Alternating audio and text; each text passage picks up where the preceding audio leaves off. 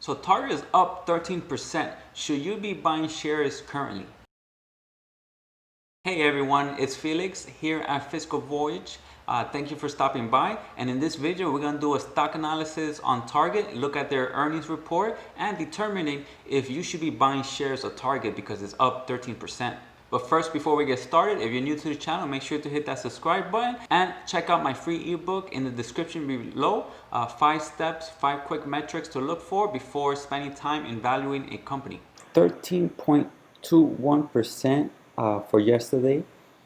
They closed at $154.22, so went up by $18. And their pre-market for this morning is about to be up as well. We'll see how that goes. But you can see since early March, Target was around $94 and it's gone up tremendously since then. And the big reason for the big jump is because they just announced their second quarter earnings, which was an amazing report. You see here, second quarter adjusted earnings per share of $3.38 grew 85.7% compared with $1.82 in 2019, that same time period. So an 85.7% increase in earnings, adjusted earnings, year over year is outstanding. And the CEO of Target, Brian Cornell, had a few things he said, and here I highlighted a few important things. He said, our second quarter comparable sales growth of 24.3% is the strongest we have ever reported.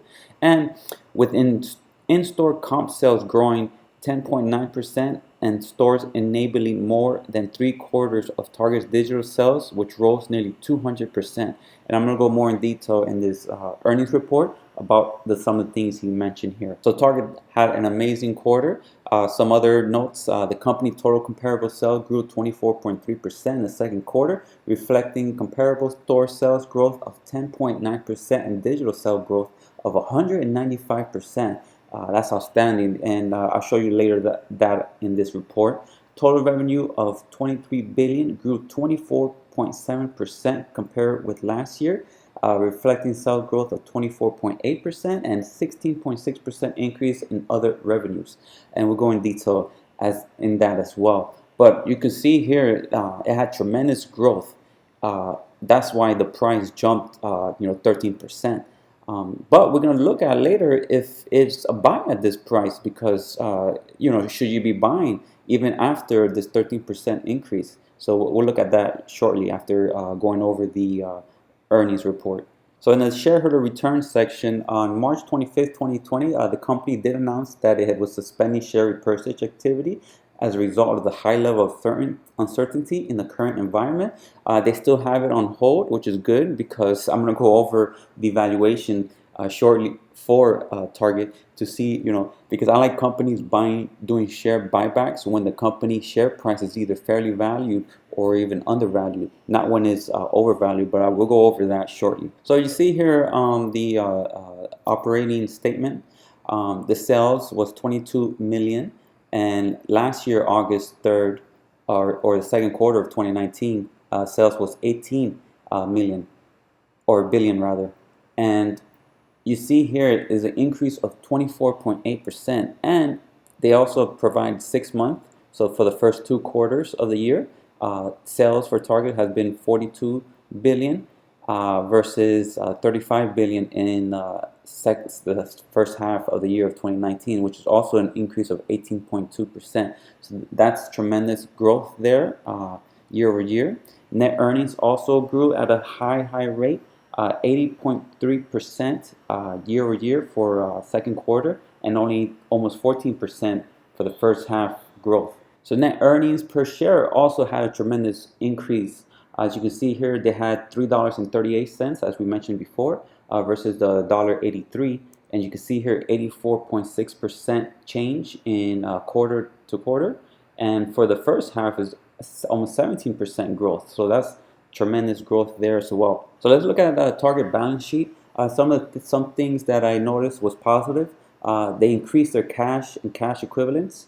You see here it's tremendous. February 1st, earlier this year, they only had $2 billion in cash. Now they have over $7 billion in cash. So that's outstanding versus August 3rd, 2019, second quarter of $1.6 billion.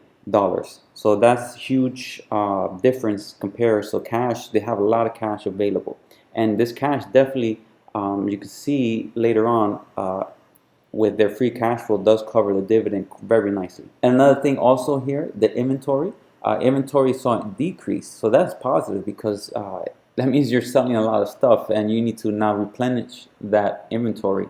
So that's just something there to look at. They had from February 1st of 2020, they had 8 billion items or 9 billion items. Now they have 8 billion and 8.8 billion items, so that's positive there. And total asset increased to 48 billion compared to 42 billion and then 41 billion of last year, so that's positive there. They did increase their current liabilities, and which comes to a slight increase in accounts payable, so they owe slightly more than what they did last year, and their current and other current liabilities here, it had increased. They also increased their long-term debt and borrowing to 14 billion versus 11 billion earlier this year and only 10 billion last year for the second quarter. So that's why you see a total non-current liabilities. Total current liabilities of 17 or 16 billion versus the 14 billion earlier last year. Basically, this is things that they owe within the next 12 months, so that's what current liability is. And total non-current liability also increased, and that's because they borrowed a lot more versus what they had last second quarter. As you see here, they have a non-current liabilities, which is long-term debt of about 19.5 billion there versus 15.3 billion of second quarter last year. And their free cash flow definitely covers the dividends. So you can see here, they had a net earnings of 1.9 billion minus some expenses or add some other earnings. They have a cash of operation or free cash flow of 5 billion minus the capex of 1.4. You can see here it definitely covers the dividends of only $662 million. And then you can see here the nice increase in cash and cash equivalents from 1.6 billion to 7.2 billion or 7.3 billion. So let's look at the comparable sales. You can see here comparable sales jumped 24.3% for the second quarter versus 3.4% in last year of August or the second quarter. And for the first 6 months, you can see this huge difference in 17.7% to 4.1%. Of course, a lot of these comparable sales is because a lot of stores or other businesses was closed. So where else you could go? Target, Walmart, Home Depot, these big brand stores were taking full advantage of this because of all the other places were closed, or people had nowhere else to go really because of the shutdown and such. And you can see here there was a decrease in stores oriented sales of 82.8% versus 92% of last year, and that decrease turned into 17.2% of sales increase in digital. So there are a lot more people were buying from Target.com versus a lot more still bought in the store, but that increase is tremendous. And you can see here for the first 6 months is 16.3% of sales have been from digitally versus 7.2% last year for the second quarter. So that's tremendous because now they're taking advantage of the digital market, and that's good. As long as this continues to grow, Target will be just great. So look at Morningstar report for Target. As you can see here, they only have 1 star, fair value at $98 versus the last closing price of $154.22. Some other things that I know here: earnings per share or price per earnings is 28.7. Free cash flow at 9.7. The interest coverage is good. Debt to equity is kind of high at 1.48, but still manageable. So the thing that I don't like here is the price to earnings. So let's look at the valuation section here. Price to earnings here at 28.74 with a 5-year average of 14.9. So this is a good indicator here that the company may be overvalued just based on the PE ratio. And price to book here also is double currently versus the 5-year average. So that's another indicator that it might be overvalued. PEG is high also. You like to see this around 1.5 to 2 or lower. But this is definitely double of that versus the 5-year average of 3.16. And the same thing, earnings yield 3.48 versus the 5-year average of 6.9. You like to see this at this or higher. Higher than 6.5 is great. 7, 8, 9 earnings yield is outstanding. Basically, it's just return of your money. Another indicator that I like to look for is the dividend.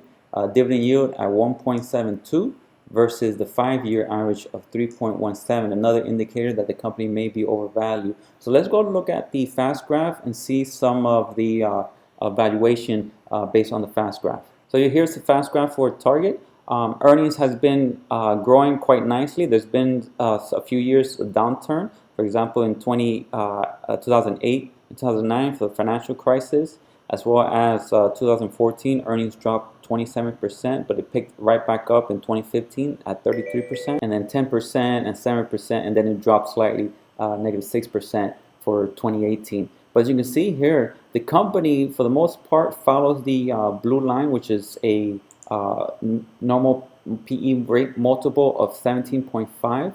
The orange line is a multiple of 15. There's been times where the company was lower than the multiple of 15, but if we shorten this time period, you can see here the company tends to be around the 15 to 16 multiple, and the green little dots are representation of when I bought shares of the company. So over here I bought it around a PE of 15 or 16, and then over here I bought it at a PE around 10. So this was very undervalued there. But you can see here the company is over both the blue line and the orange line. There's a good indicator that it's overvalued. It has a PE of 22 versus the average of 15.9 or 16 and 15.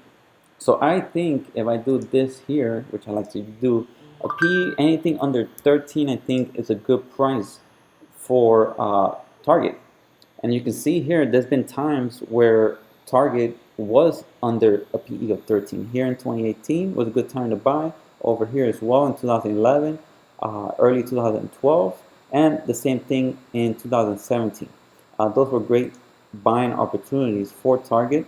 Over here when I first bought it, was my first or second year of investing, so I was learning, and every day I've been learning and learning, and I'm still learning today. So this is, as I gotten better with investing, then I saw better valuation here at this price point.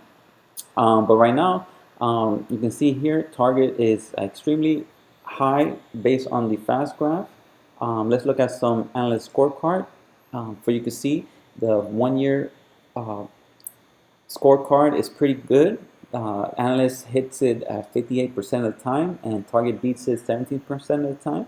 So I'm pretty confident with this. The 2-year doesn't look too good, so I'm very not confident with the next year earnings. Would be this one here of 759. I think that might change higher or lower depending, right? They're not too accurate with that. Same thing with this one here. They're not too accurate with that as well. But they're pretty accurate with the 1 year, so I'm pretty confident with the $7.13 in earnings.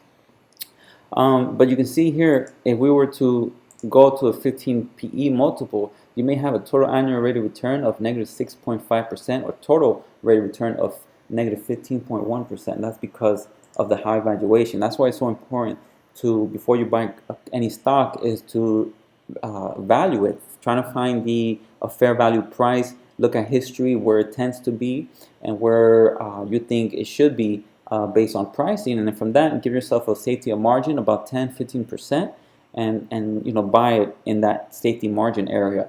So there you have it. I think Target is overvalued right now, of course, with this 13% jump in price. Earnings looks great. I currently own shares of Target, and I'm very happy with my position. I'm up over 100%. I think almost 120% with dividends and everything, and especially with that 13% increase. But I am not buying more shares right now. I don't think you should too, but make your own decision. Research the company, but I think the company is overvalued right now, and I'm just currently holding my shares and collecting dividends and putting it elsewhere. So thank you for watching. If you liked the video, make sure to hit that like button, and check out my free ebook in the description below, and I'll see you guys in the next one.